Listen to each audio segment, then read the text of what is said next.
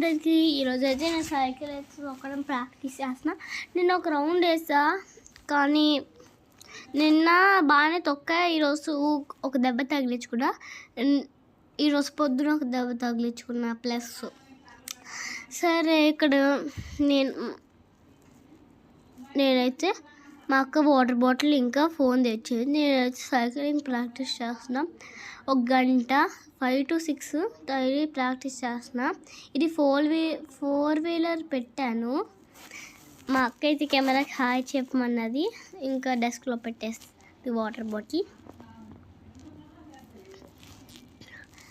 అంతే గాయస్, నేను ఇంకా వాటర్ తాగా, రైడ్ చేసా. మా డాడీ కూడా నాతోనే ఉన్నారు.